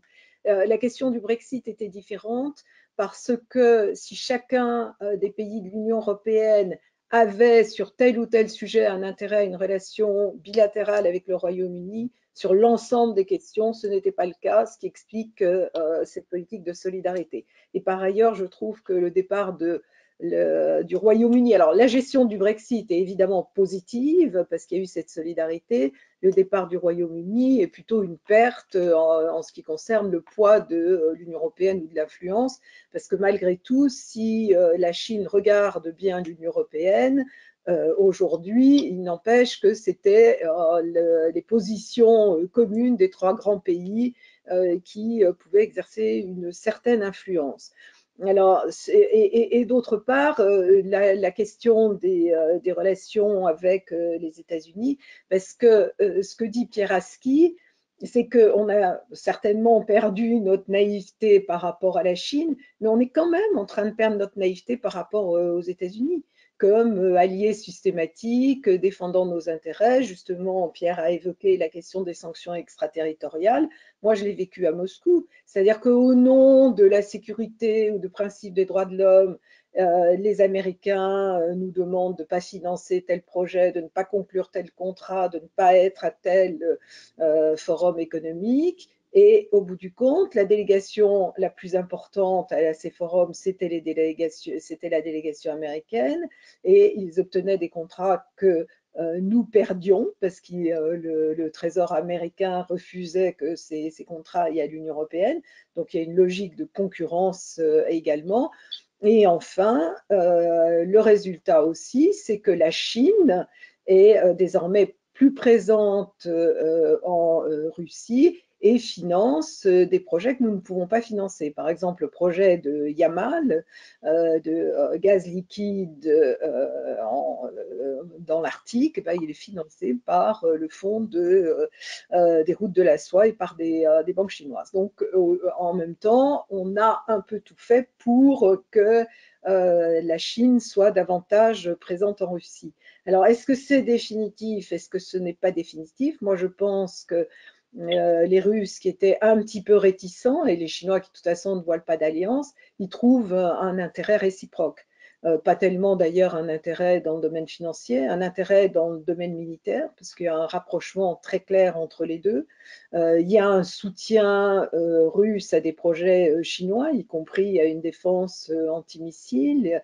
Ils préparent également la construction d'un avion en commun. Tout ça qui était refusé, même encore il y a quelques années. C'est le résultat de l'hostilité américaine à la Chine, puis évidemment à la Russie, c'est l'ennemi de mon ennemi et mon ami. Donc je ne pense pas que la Russie va changer de position. Si un jour elle se rapproche de l'Union européenne, ça ne veut pas dire qu'elle va rompre avec Pékin, parce que sur la scène internationale, ils ont sinon les mêmes valeurs, parce qu'on ne va pas parler peut-être de valeurs, mais les mêmes positions, en particulier non-ingérence dans les affaires intérieures, et à l'ONU, ils votent de manière tout à fait concordante. Donc, même si on imaginait que la Russie se rapproche un jour de l'Union européenne, elle n'abandonnera pas son partenariat avec la Chine. Maintenant, le rapprochement avec l'Union européenne, et c'est justement là qu'on voit la différence entre une Chine sûrement plus sûre d'elle-même et qui a une vision différente de celle de la Russie des Européens, au moment où les Chinois acceptent malgré tout des concessions, lors de formes sur le travail forcé plus réel, sur les investissements, eh bien, la Russie, qui n'avait pas eu de visite de l'Union européenne, humilie Joseph Borrell, le haut représentant pour la politique étrangère et de défense, en décidant d'expulser 3 Européens le jour même de sa visite. Quelque chose qui est totalement inutile et qui relève de la provocation. Donc, je pense malgré tout que les Chinois, mais peut-être parce qu'on a évoqué les faiblesses chinoises, mais en même temps, ils sont aujourd'hui plus confiants, sans doute trop confiants d'ailleurs, peuvent se permettre de faire ces concessions alors que les Russes ont été dans une provocation totalement contre-productive. Alors, je vais poser une dernière question et après je vais reléguer les questions de la salle virtuelle, et elles sont assez nombreuses. Elle est pour vous, François Bougon. L'image de la Chine s'est beaucoup dégradée au cours de l'année écoulée en France, mais aussi en Europe. Je fais référence à une étude du think tank CFR. 62% des Européens jugent la Chine négativement, contre 7% qui ont une opinion positive. Les Européens, à l'évidence, perçoivent de mieux en mieux le nationalisme chinois et les dangers inhérents à ce nationalisme. Ils s'en inquiètent. Dans l'imagerie un petit peu des Européens, la Chine est passée de puissance bienveillante et sympathique à une hyperpuissance nationaliste et dangereuse. Est-ce que les Chinois sont conscients de la dégradation de leur image au sein des opinions occidentales, parce que je pense que c'est à peu près la même chose aux États-Unis. Est-ce qu'ils s'en inquiètent ou pas du tout? Je crois qu'ils sont conscients, oui. Ce que disait Pierre tout à l'heure, je le partage entièrement. C'est-à-dire, je pense que le Xinjiang est un tournant, et notamment en raison de la puissance qu'entraîne l'utilisation du mot génocide. Et donc, je crois qu'il y a à la fois une conscience du côté de l'État parti chinois que leur image s'est dégradée, mais je crois qu'il y a encore cette illusion, cette croyance que c'est la faute des Occidentaux. C'est-à-dire que tout vient de la volonté des pays occidentaux mis dans un gros tas, alors que ce soit l'Union européenne ou les Américains, de vouloir imposer une révolution de couleur en Chine, avec bien sûr le cauchemar qu'a représenté l'effondrement de l'Union soviétique. Et donc, je ne crois pas qu'il y ait une conscience de la part de l'État parti, en tout cas officiellement, de doute sur ses propres erreurs, en fait, et sa propre responsabilité dans cette dégradation de l'image qu'a la Chine auprès des opinions occidentales. Je pense qu'il y a encore cette croyance qu'en menant des opérations de désinformation, de propagande, en utilisant des idiots utiles aux États-Unis ou dans l'Union européenne, ce sera possible de contrer les critiques. La phase du Covid, bien sûr, a joué aussi énormément. Et donc, je pense que c'est l'un des principaux, je dirais, défis pour Pékin aujourd'hui. C'est-à-dire, d'un point de vue international, c'est la dégradation de son image. C'est-à-dire, plus la Chine est puissante d'un point de vue intérieur, plus son image se dégrade à l'extérieur. Alors, jusqu'à présent, l'État parti l'utilisait aussi, hein, puisque c'est aussi un des éléments de renforcement de ce que Xi Jinping appelle l'autoconfiance, hein, Zhexin en chinois, c'est-à-dire que plus on vous critique à l'extérieur, plus ça montre que vous êtes puissant en fait. Mais à un moment donné, si la Chine souhaite devenir la première puissance mondiale ou avoir une puissance responsable, elle va devoir quand même se poser cette question de la responsabilité qu'elle a vis-à-vis du monde extérieur et avoir un autre discours que le discours actuel. Mais je ne crois pas, et c'est là où je rejoins Pierre, je ne crois pas qu'elle ait conscience encore de la force qu'a aujourd'hui la question du Xinjiang, en fait. Dernière petite réaction peut-être pour Pieraski, la diplomatie du vaccin. Quand on voit que Viktor Orban, alors je ne sais pas si lorsque François Bougon parle d'idiot utile, il pense à Viktor Orban, le Premier ministre hongrois, j'en sais rien, il nous le dira peut-être, mais en tout cas lorsque Viktor Orban se fait vacciner devant les caméras de télévision par un vaccin chinois, j'imagine qu'en Chine tout le monde est au courant. Un petit mot sur la diplomatie du vaccin qui essaye évidemment de contrecarrer cette image de la Chine qui se dégrade en Europe. Oui, je pense qu'il faut être conscient que quand on dit que l'image de la Chine se dégrade en Europe, l'Europe, ce n'est pas le reste du monde tout entier par rapport à la Chine. Et la Chine, aujourd'hui, je pense qu'elle a mis une croix sur les opinions publiques d'Europe de l'Ouest et des États-Unis, pour faire court, et qu'elle sait très bien d'ailleurs, on voit bien qu'elle continue à avoir des diplomates qui restent agressifs et qui ne cherchent pas à contrecarrer cette dégradation d'image. En revanche, la Chine cultive son image dans une bonne partie du monde, et il ne faut pas l'ignorer, et en particulier l'Afrique, par exemple, qui est devenue aujourd'hui le grand champ de bataille d'influence entre les États-Unis et entre la Chine et les Occidentaux en général. Et c'est là que la diplomatie du vaccin a été la plus voyante. Les premiers vaccins arrivés en Afrique sont des vaccins chinois, avec cérémonie de photos dans les aéroports, etc., etc. Et la Chine soigne beaucoup plus son image en Afrique qu'elle ne s'en occupe en Europe. Et l'année dernière, il y avait eu un incident à Canton qui avait été très maladroit, qui avait fait beaucoup de dégâts à l'image de la Chine. Des étudiants africains ou des résidents africains dans la ville de Canton, qui est un peu la ville qui centralise un peu toute la migration africaine en Chine, avaient été victimes de véritable racisme et discrimination pendant la période du Covid chinoise. Et ça avait provoqué une éruption de colère sur les réseaux sociaux, notamment au Nigeria, au Kenya, dans les pays les clés de l'influence chinoise en Afrique. Et ils ont mis beaucoup de temps. Bonjour au chat de Sylvie Berman. Bonjour le chat de Sylvie Berman, tout à fait.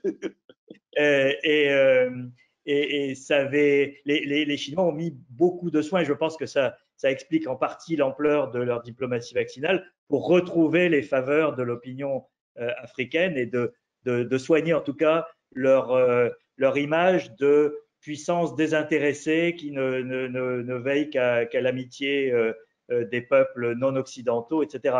Il y a un discours qui est très important, et tout à l'heure François Bougon disait que le premier partenaire de la Chine c'était l'ASEAN. Évidemment, les deux zones prioritaires aujourd'hui en termes d'influence et d'image, c'est le reste de l'Asie, l'Asie du Sud-Est en particulier, et l'Afrique. Et donc, ne pensons pas que l'Europe soit l'incarnation de la planète tout entière. Nous ne sommes qu'un petit bout de cette planète, très important parce que c'est le premier marché pour les Chinois, etc. Mais en termes d'influence politique, c'est pas là qu'ils mettent l'accent. Je pense que la conquête des opinions africaines est beaucoup plus importante pour la Chine aujourd'hui que 60% d'opinions négatives dans les sondages en Europe. Terrible prise de conscience pour nous les Européens, Pierre Aski. Non seulement nous ne sommes plus le centre du monde, mais nous ne sommes même plus le centre des préoccupations des Chinois. Bref, je vais vous passer les questions de la salle un petit peu en rafale. On a environ encore une grosse vingtaine de minutes. Alors, je vous les pose en rafale. C'est une question de Jean-Louis Bravet. Au début des années 80, on ne pensait pas que 10 ans plus tard, le système communiste en URSS allait s'écrouler. 10 ans plus tard, donc, est-il utopique de penser que cela puisse arriver en Chine? Un printemps chinois sous la pression des classes moyennes éduquées est-il possible? Qui veut rebondir? Moi, je veux bien. Allez, Sylvie Batelli. Oui, moi je veux bien rebondir sur cette question parce que je pense qu'elle a une dimension économique et puis je laisserai aux autres intervenants répondre sur la partie plus politique ou stratégique. Je crois que la grosse différence entre la Chine et l'URSS de l'époque, c'est la dimension économique et la place qu'occupe aujourd'hui ce pays dans l'économie mondiale. Et pour revenir à l'idée de réel politique qu'abordait Sylvie Berman au début de nos entretiens, en réalité, la force de la Chine aujourd'hui, c'est sa puissance et sa place dans l'économie mondiale, et le reste a assez peu d'importance. Et au fond, dans 10 ans, la Chine sera toujours là, avec très probablement le même système politique qui aura peut-être évolué, et encore, c'est difficile à dire, parce qu'elle n'a pas cette question économique, parce qu'elle n'a pas ce problème économique. C'est l'Union soviétique dans les années 80 a traversé une crise économique assez intense et assez importante qui a véritablement obligé les autorités à bouger et in fine conduit les événements que l'on connaît. Et ce que je trouve très très intéressant justement pour rebondir un petit peu aussi sur la relation à l'Europe, aujourd'hui on est dans un moment particulièrement nouveau et intéressant. Je ne sais pas si l'Europe aura une position unique ou une position commune vis-à-vis de la Chine, mais ce qui est certain, c'est la situation. Ce qui est intéressant, c'est la situation de l'Allemagne. L'Allemagne est le seul pays aujourd'hui européen qui dégage un excédent commercial avec la Chine, un excédent commercial qui est entre 30 et 40 milliards d'euros. Avec les États-Unis, l'excédent commercial allemand s'est un petit peu réduit en 2020, il est autour de 50 milliards. Donc on s'aperçoit que l'Allemagne, dans sa relation économique avec la Chine ou avec les États-Unis, elle a des intérêts qui l'obligent à se positionner entre les deux en fait. Et ça, je crois que la Chine a bien compris cet aspect-là, a bien compris cette dimension-là, a bien compris que elle ne gagnerait pas la bataille des opinions publiques dans le monde occidental, mais par contre qu'elle restait un élément incontournable de la situation économique. Regardez les États-Unis. Regardez les États-Unis, cet accord signé en janvier 2020 entre la Chine et les États-Unis, cet accord commercial qui devait obliger les Chinois à acheter massivement des produits aux États-Unis, in fine est passé par là la crise du Covid et le besoin des Américains d'importer du matériel médical depuis la Chine, et le déficit commercial américain s'est creusé vis-à-vis de la Chine. Donc on est vraiment dans cette perspective-là. On n'est pas du tout dans la même situation que l'Union soviétique au début des années 80. Alors, je vais évidemment poser cette question de Jean-Louis Gravé, peut-être à vous, François Bougon, mais on peut déjà noter le très gros intérêt du chat de Sylvie Berman à la question quelle l'Union européenne face aux défis chinois. Il veut lui aussi trouver sa place, le chat de Sylvie Berman, dans ce débat. Alors, François Bougon. C'est un chat russe, c'est un chat sibérien. C'est un chat russe. Ah, alors tout s'explique, effectivement. Alors, François Bougon, Sylvie Matteli n'a pas totalement répondu à la question de Jean-Louis Bravet. Est-ce qu'un printemps chinois est envisageable, comme on a vu évidemment en août 91 l'effondrement de l'Union soviétique, ou en tout cas le début de l'effondrement de l'Union soviétique? Difficile question, presque. Alors, moi, sur la Chine, j'ai toujours évité de faire des prévisions parce que tous les gens qui se sont prêtés à cet exercice se sont trompés. On pense notamment à cet auteur américain qui attend toujours l'effondrement de l'État-parti qu'il avait programmé il y a plus de 20 ans. Non, je pense que c'est le problème un peu de l'analyse de la Chine, c'est-à-dire de vouloir absolument. Il y a des éléments intéressants sur l'Union soviétique, mais ça n'a absolument rien à voir. Donc en fait, on a toujours tendance, et c'est un peu le problème des Occidentaux, de vouloir calquer des situations antérieures, notamment celle de la guerre froide, et c'est le principal problème qu'on observe aujourd'hui. Pierre parlait tout à l'heure des États-Unis, mais c'est vraiment terrible de voir que l'analyse aujourd'hui de la Chine aux États-Unis est perçue à travers le prisme de la guerre froide, en fait, alors que ça n'a absolument rien à voir, et on en est tous conscients ici. C'est-à-dire que on a fait un pari à la fin des années 70, et le pari, c'était d'intégrer la Chine dans la communauté internationale. Donc aujourd'hui, on ne peut pas du jour au lendemain dire tout d'un coup, voilà, on va défaire tout ça, parce que regardez, juste, je vais vous donner un exemple. On nous dit, oui, les États-Unis vont découpler, etc. Mais dans les faits, au-delà du discours politique, au-delà des effets de manche, etc., les entreprises américaines, elles continuent à investir en Chine. Donc, il faut faire attention aussi sur quand on parle de la Chine, il y a à la fois ce qu'on peut dire, ce qu'on peut utiliser d'un point de vue politique, et après, il y a la réalité. Et la réalité, c'est que quand vous voyez des industriels, ils continuent à travailler avec la Chine. Donc, c'est difficile de considérer la Chine comme étant uniquement un rival. Alors, c'est à la fois plus facile, comme je disais tout à l'heure, pour les États-Unis, mais en même temps, je pense qu'à terme, c'est une impasse. Alors, petite question, je suis en train de la retrouver. Je peux dire aussi qu'il y a une réponse à cette question.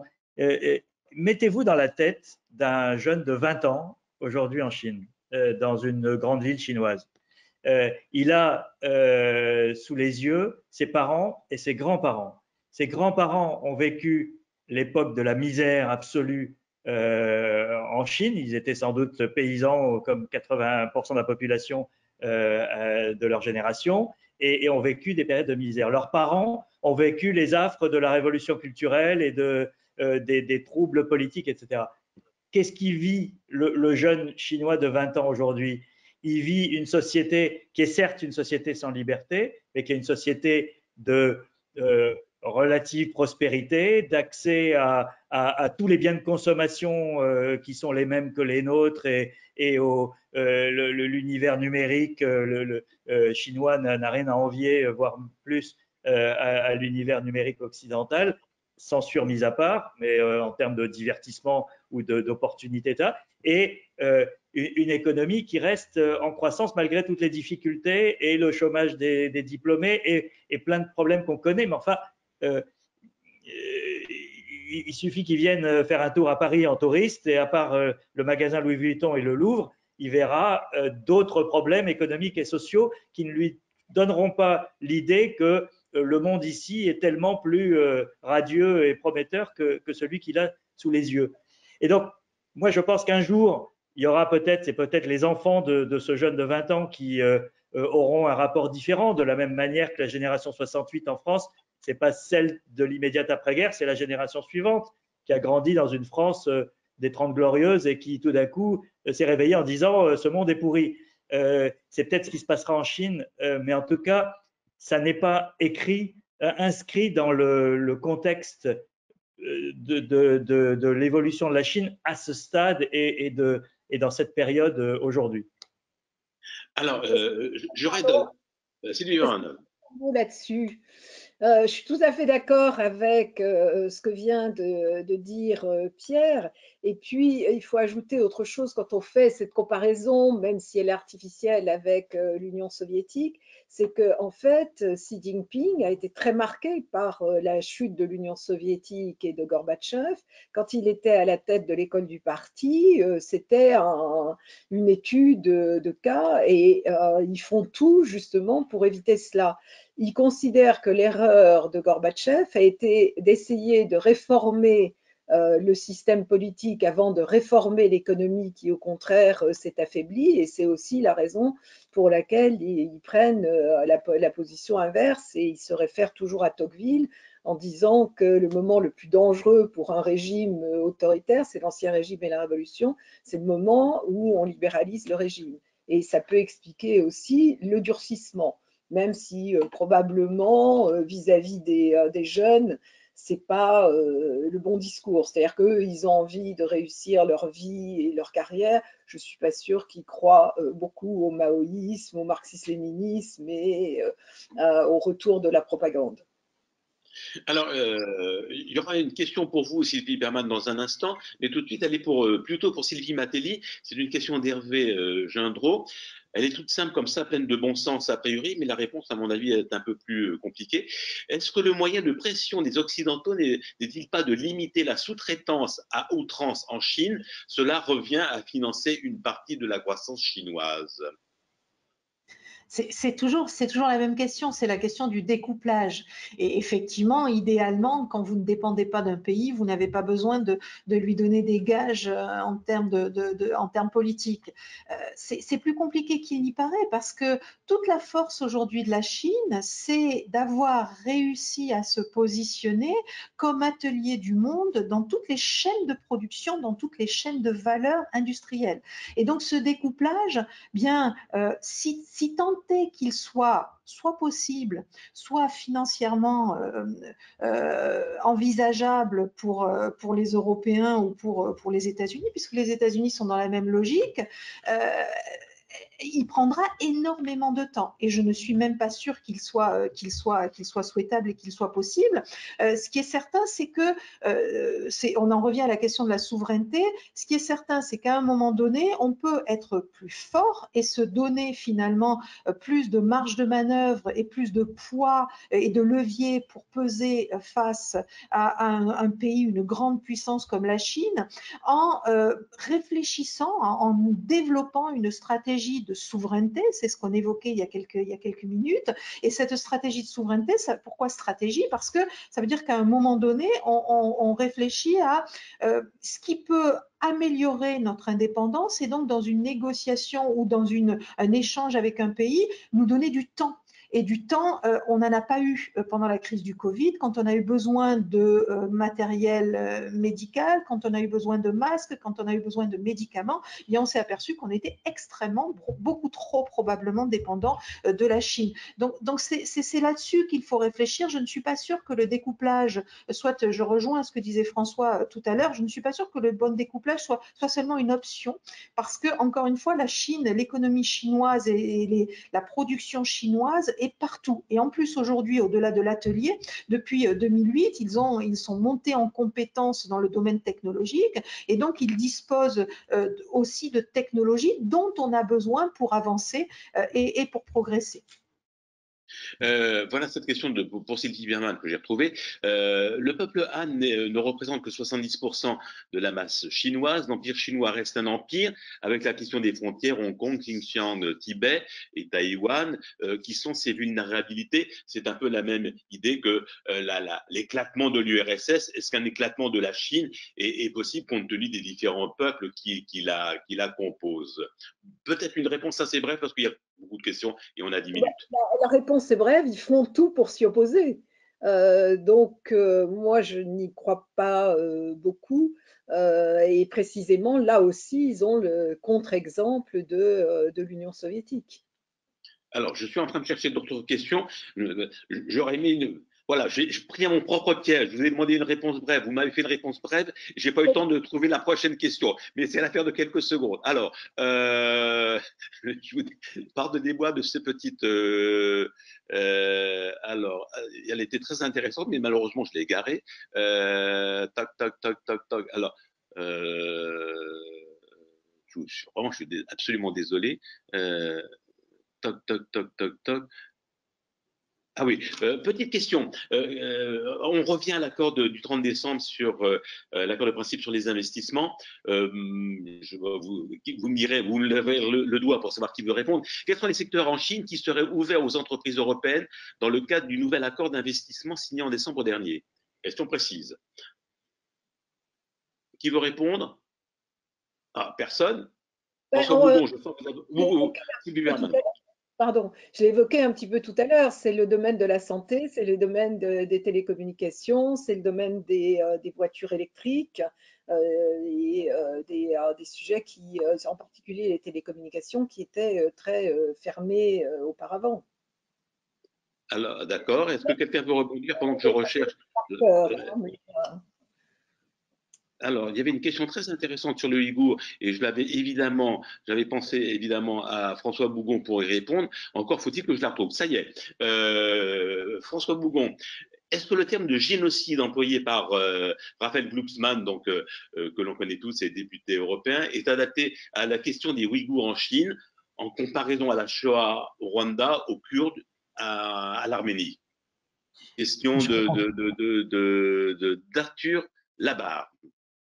Je pense que c'est… Alors, il y a tout un débat sur cette question-là. Je ne m'engagerai pas dedans, mais ce qu'on peut dire, c'est que ça peut s'apparenter à un génocide culturel, tout du moins. C'est-à-dire qu'une volonté d'éradiquer une culture entière, qui est la culture du peuple ouïghour, et qui n'est pas simplement, et je pense qu'il faut insister là-dessus, ce n'est pas simplement une question religieuse, ce n'est pas simplement la question de l'islam, c'est une question beaucoup plus large qui concerne à la fois les Ouïghours, les Kazakhs, enfin toutes ces minorités qui vivent dans cette région qui est située aux portes de l'Europe centrale. C'est qu'on est en face aujourd'hui d'une tentative d'éradiquer une culture et c'est pour ça que certains, et notamment Glucksmann, parlent de génocide. Ce n'est pas une élimination du peuple juif comme on a pu le voir pendant la Seconde Guerre mondiale, c'est l'éradication d'une culture. Merci François Bougon. On sent bien le chat de Sylvie Berman, qui, rappelons-le, est un chat russe, sa volonté de s'immiscer dans ce débat entre les Européens et les Chinois. Alors, petite question qui vous interpelle. Je peux juste rajouter un mot sur l'histoire du génocide, pardon. Oui. Oui. Ça pose un problème aujourd'hui, je trouve, auquel on ne réfléchit pas assez, c'est que ce mot, d'abord, le Parlement canadien, le Parlement néerlandais et je crois le Parlement australien ont voté pour qualifier ce qui se passe au Xinjiang de génocide. Donc, ça devient, et Anthony Blinken l'a repris à son compte après Pompeo. Ça pose un problème, c'est qu'une fois que vous avez dit qu'il y a un génocide dans un pays, qu'est-ce que vous faites? Est-ce que vous continuez à vendre des sacs Louis Vuitton, à investir des usines Tesla et à acheter les iPhones fabriqués en Chine? C'est un problème politique qui n'est pas abordé aujourd'hui, mais on ne peut pas dire d'un côté il y a génocide et de l'autre côté ne rien faire. C'est pas possible. On n'achetait pas des iPhones à Hitler pendant la Seconde Guerre mondiale. Enfin, je veux dire, ça pose un vrai problème de changement de braquet. Et cette question, elle n'est pas traitée. Donc, soit on dit effectivement il y a un génocide en cours, et c'est pour ça que ce mot, je trouve, est piégé, parce qu'effectivement, comme dit François, génocide culturel, sûrement. Il y a des juristes qui disent la baisse de natalité, les stérilisations forcées, etc., rentrent dans la définition du génocide, y compris au plan de sa définition dans le droit international. Mais en même temps, ce mot évoque évidemment dans l'imaginaire et dans la conscience collective le Rwanda, le Cambodge, les Arméniens et les Juifs pendant la Seconde Guerre mondiale. Et donc, on ne parle pas exactement de la même chose. et au niveau des conséquences politiques, elles sont d'une autre nature. Et aujourd'hui, on a ce problème réel de définition et donc de conséquences au niveau des actes. Et je pense qu'il y a voilà, on est dans un entre-deux qui n'est pas très sain. Question, Sylvie Berman. Moi, je suis tout à fait d'accord. J'étais à New York à l'époque du Rwanda. Les Américains ont refusé la qualification de génocide au Rwanda, où il y a eu plus de 800 000 morts dans des conditions atroces, pour la simple raison qu'ils avaient une obligation d'intervenir au titre de la Convention sur la répression du génocide. Donc leurs juristes ne voulaient pas qu'on le fasse. Donc c'est un peu paradoxal d'utiliser ce terme aujourd'hui dans la mesure où, comme le dit Pierre, de toute façon, on ne va pas intervenir. On ne va pas intervenir militairement, et effectivement continuer à avoir le commerce dans les mêmes conditions. Donc je pense qu'il ne faut pas utiliser une inflation des mots, simplement voir ce que c'est. Il y a une répression effectivement des Ouïghours au Xinjiang, la qualifier, mais moi je trouve que ce terme de génocide n'est pas approprié. Une question brève. Que se passe-t-il? Mais c'est pas, on ne peut pas utiliser le terme de génocide à tout bout de champ. Encore une fois, sans nier ce qui se passe aujourd'hui au Xinjiang. Que se passe-t-il, merci Sylvie Berman, que se passe-t-il si le Parlement européen ne ratifie pas l'accord d'investissement? Peut-être réponse brève, qui veut répondre brièvement, François Bougon peut-être? Ça, c'est plutôt Sylvie qui pourrait répondre, je pense.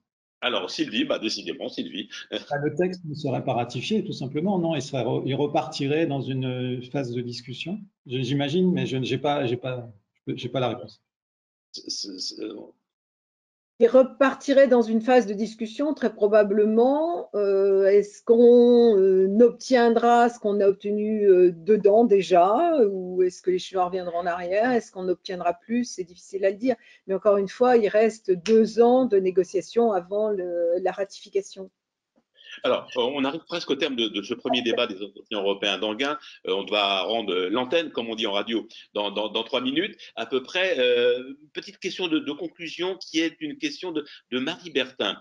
Alors, comme vous l'avez très bien dit, Monsieur Pieraski, il n'y a plus une envie de choisir un camp aujourd'hui. Il n'empêche que l'Europe se retrouve presque pris en tenaille entre les tensions chinoises, américaines, avec ses obligations et son histoire avec les États-Unis. Il est difficile pour l'Europe de se rapprocher en toute sérénité de la Chine. Comment trouve-t-elle un équilibre, ou en trouve-t-elle un véritablement, ou subit-elle des pressions entre les deux autres puissances? C'est évidemment une question de conclusion. Vous allez conclure, Pieraski. Je pense qu'on ne peut pas, on n'est pas dans un cas de figure où on va choisir de s'allier aux Chinois ou aux Américains. La réalité aujourd'hui est telle que l'option chinoise n'existe pas. Elle est dans l'équilibre des relations qu'on peut avoir avec ces deux ensembles. Elle n'est pas dans le fait de choisir une alliance avec les Chinois. Elle serait incompréhensible au plan des valeurs, et 2, les Chinois ne sont pas vraiment demandeurs d'une alliance au sens traditionnel du terme, et d'autre part, n'oublions pas que nous en avons déjà une d'alliance avec les États-Unis. Nous faisons partie de l'Alliance Atlantique, nous avons des liens historiques. Les Américains répètent quand ils veulent nous flatter et nous faire plaisir que nous sommes leur plus vieil allié. Effectivement, Lafayette nous voilà. Et donc, la question, elle est celle de l'organisation de ce monde multipolaire. Nous sommes dans un monde multipolaire qui est aujourd'hui désorganisé, chaotique. Est-ce qu'il va se réduire à 2 pôles, la Chine et les États-Unis, dans lequel le reste du monde va se ranger comme, en tout cas, un moment de la guerre froide, ou est-ce que il peut y avoir une organisation entre différents pôles dans lequel les Européens jouent tout leur rôle en tant que pôle autonome. On revient à ce mot d'autonomie. Et c'est ça l'enjeu aujourd'hui. Et ça dépendra beaucoup de l'attitude qu'auront les Américains et du rapport de force qu'on pourra instaurer avec eux comme avec les Chinois, mais aussi avec eux. C'est-à-dire, et quand on entend le discours de l'administration Biden, il y a parfois des ambiguïtés. Le mot leadership fait partie des premiers mots-clés employé par l'administration américaine, c'est-à-dire on renoue avec les alliances, mais derrière notre leadership. Et là, les Européens, on aimerait que les Européens aient tiré les leçons des dernières années et s'affirment un petit peu plus, non pas en tant que petits soldats fidèles d'une alliance et d'un partage du monde, mais en tant qu'acteurs adultes de ce monde.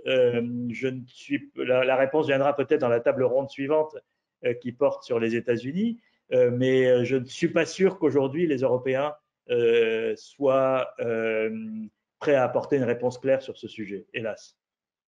Alors, merci Pierre pour ce mot de conclusion. Évidemment, on a tous dit que Donald Trump avait fait beaucoup pour l'autonomie stratégique européenne. Xi Jinping fait ce qu'il peut, Erdogan fait aussi ce qu'il peut. Donc, on va peut-être arriver au bout d'un certain temps à quelque chose qui finalement existera, l'autonomie stratégique des Européens. Évidemment, on va en parler dans la deuxième table ronde que va animer Pascal Boniface, vers une réconciliation UE-États-Unis après l'élection de Joe Biden. En tout cas, merci à tous les quatre d'avoir été avec nous. Puis merci surtout aux 200 participants. On était toujours 200 à écouter, à vous écouter. Et puis merci à tous ceux qui ont posé des questions.